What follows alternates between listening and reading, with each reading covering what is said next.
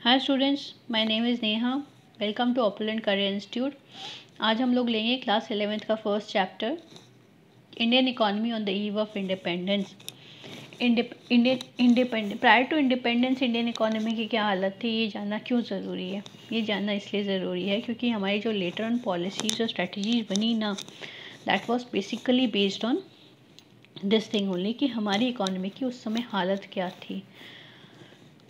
इस स्लाइड्स में आज हम बात करेंगे एग्रीकल्चर सेक्टर की, इंडस्ट्रियल सेक्टर की, ब्रिटिशर्स की जो पॉलिसीज़ थी वो, इंफ्रास्ट्रक्चर सेक्टर की, फॉरेन ट्रेड की, और demographic transition of the Indian economy.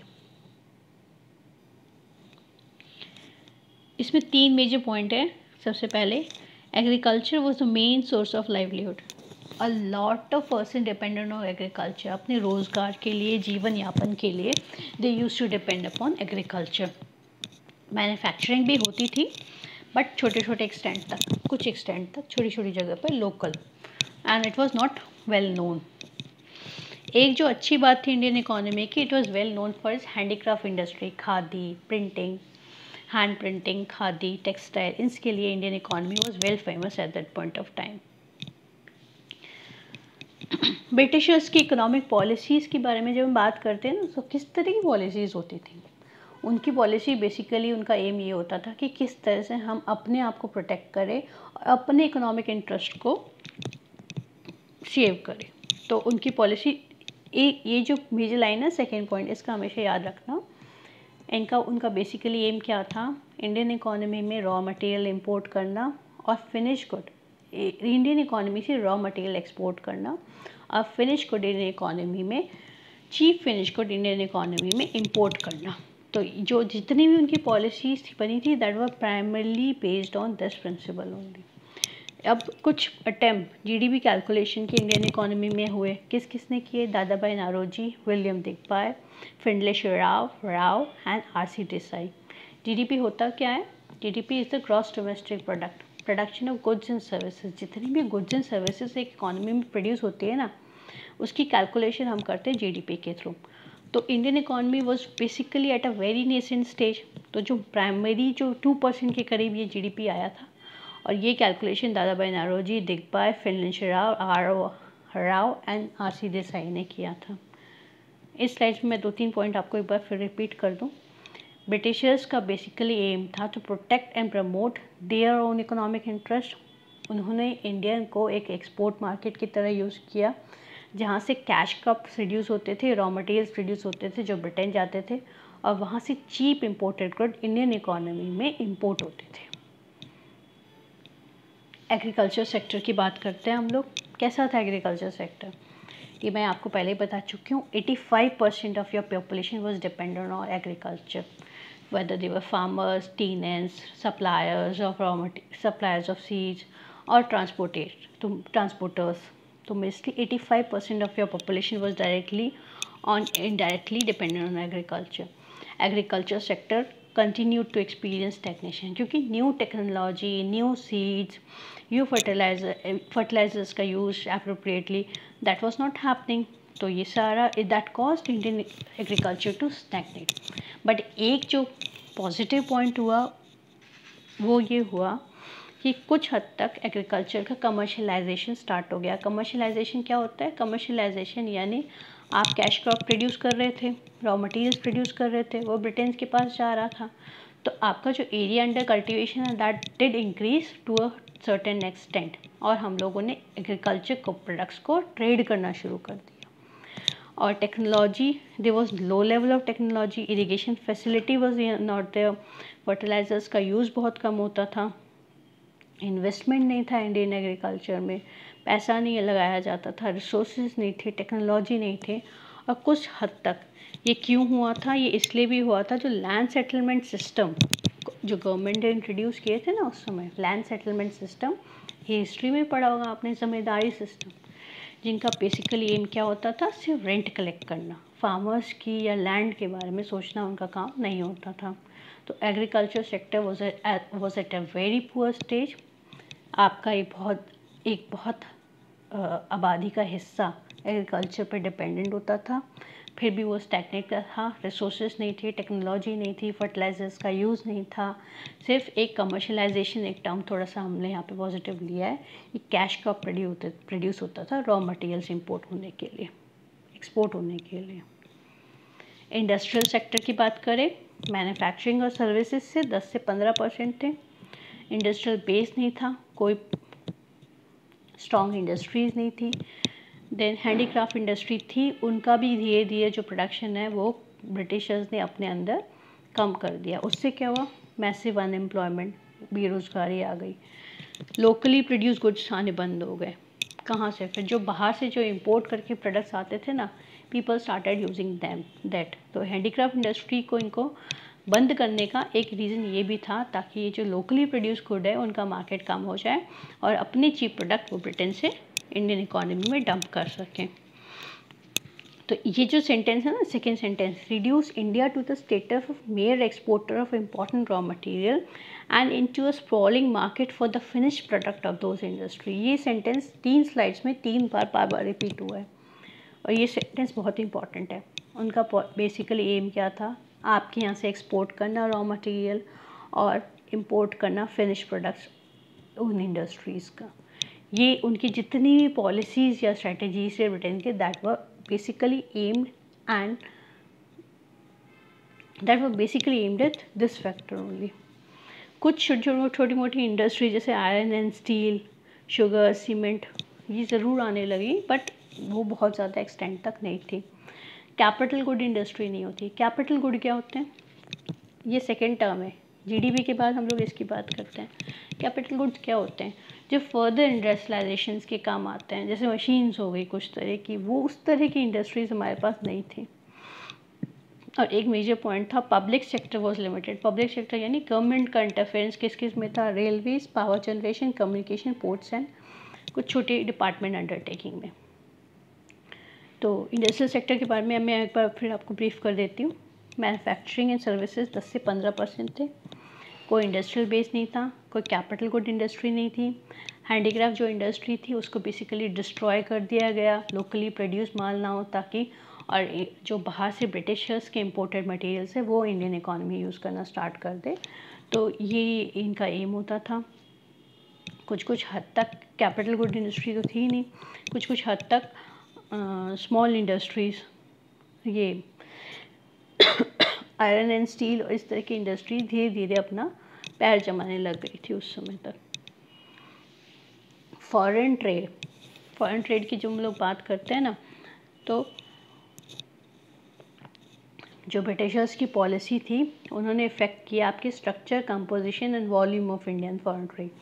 Structure तो जानते हैं, फोर्सफुली आपके पास कोई गोल्ड नहीं आ रहा, कोई सिल्वर कॉइन्स नहीं आ रहे। British combined nearly half of your market, half of the things went to Britain, और वो भी उनकी नीड्स के अकॉर्डिंग।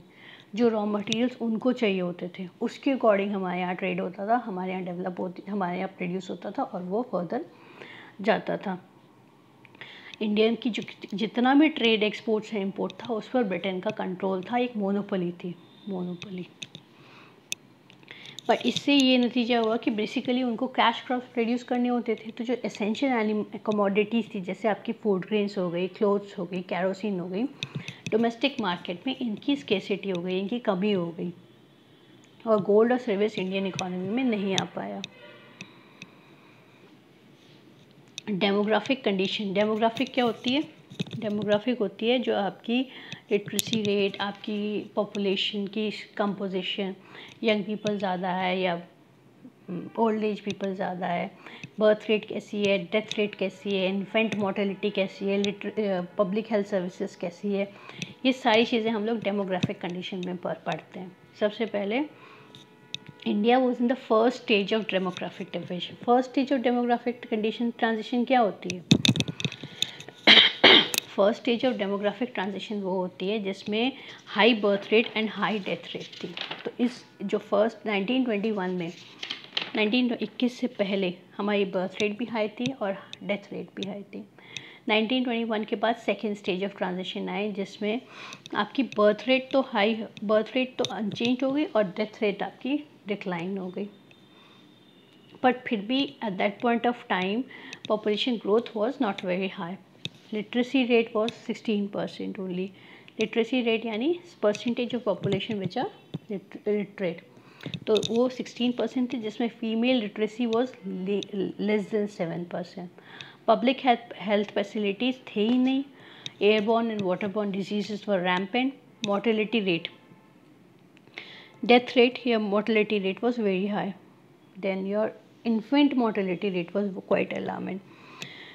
Infant mortality rate क्या होती है? Number of infants death for every 1000 live births. मतलब 1000 जो बच्चे पैदा होते थे छोटे, उनमें से नियर अबाउट, नहीं डेटा तो दिया नहीं हुआ, मोर्टलिटी रेट उसमें बहुत ज़्यादा हाई होती थी. इन्फेंट मोर्टलिटी रेट भी बहुत हाई होती थी.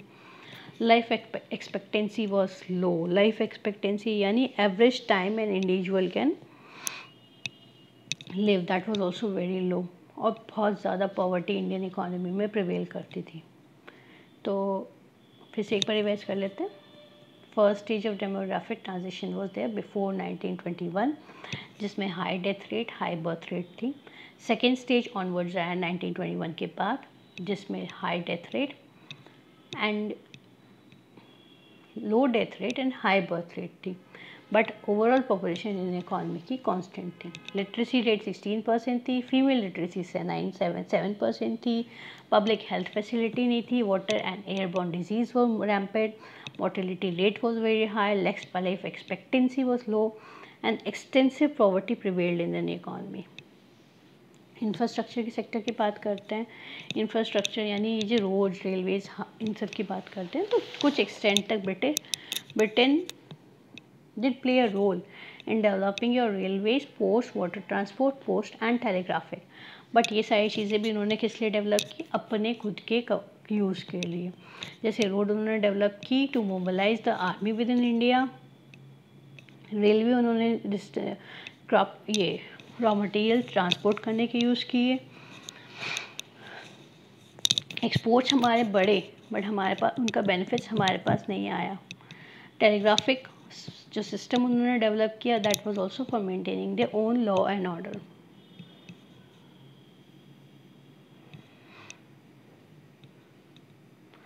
तो इसके साथ ही हम इस चैप्टर के एंड पे आते हैं. बट इसमें ब्रॉड पॉइंट्स में एक बार फिर आपको ब्रीफ कर देती हूँ. सबसे इम्पॉर्टेंट बात कि पहली बात तो ये कि ब्रिटिशर्स का एम क्या था? ब्रिटिशर्स का एम था रॉ मटेरियल्स यहाँ से प्रोवाइड ले जाना, ब्रिटेन में डंप करना, ब्रिटेन की इंडस्ट्रीज़ के लिए यूज़ करना, वहाँ से फिनिश गुड लाना, इंडियन इकोनॉमी में डंप करना. तो ये बेसिकली उनकी पॉलिसी का हिस्सा था. Agriculture was the main source of livelihood. Agriculture के बिना 85% of your population was dependent on agriculture.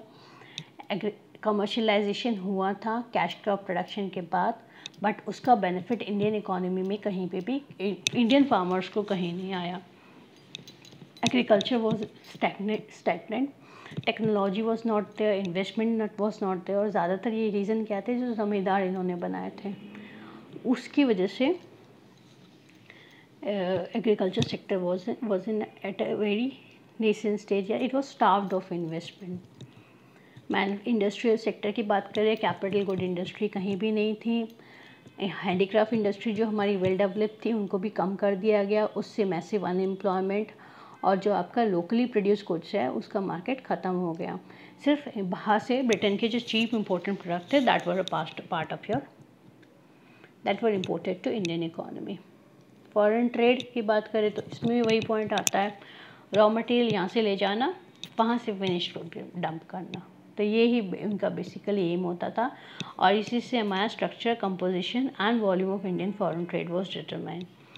In demographic condition की बात करें तो हमारे यहाँ पहले इनिशियल स्टेज पे 1921 से पहले बर्थ रेट, डेथ रेट दोनों हाई थी. 1921 के बाद तुम्हारी डेथ रेट तो कम हो गई, बट बर्थ रेट फिर भी हाई थी. बट इसका इम्पैक्ट हमारी पॉपुलेशन पे ज़्यादा नहीं था. Literacy level was very low. Infant mortality was high. Mortality rate was high. Life expectancy was very low और पॉवर्टी थी. Public health facility was not available. Infrastructure sector, basic infrastructure present था. Railway, post, water transport, post and telegraph were there. But ये सिर्फ अपने काम के लिए Britishers use करते थे, रॉ मटेरियल ट्रांसफ़र करने के लिए या आर्मी को मोबालाइज करने के लिए। तो with this we come to the end of this chapter. तो आई होप कि आपको ये काफ़ी हद तक समझ में आया होगा, और इसके रिलेटेड कुछ क्वेश्चंस हैं या कुछ सवाल है या कुछ आप उसके बारे में और जानना चाहते हैं या कोई और टॉपिक आप चाहते हैं कि मैं लूँ, तो आप ये नीचे कमेंट सेक्शन में कमेंट कर सकते हैं। उसके अलावा I appeal you to subscribe to this channel so that जो हम लोग नेक्स्ट वीडियो या नेक्स्ट लेक्चर अपडेट करें उसके बारे में आपको जानकारी मिलती रहे, and to like the video also. Thank you.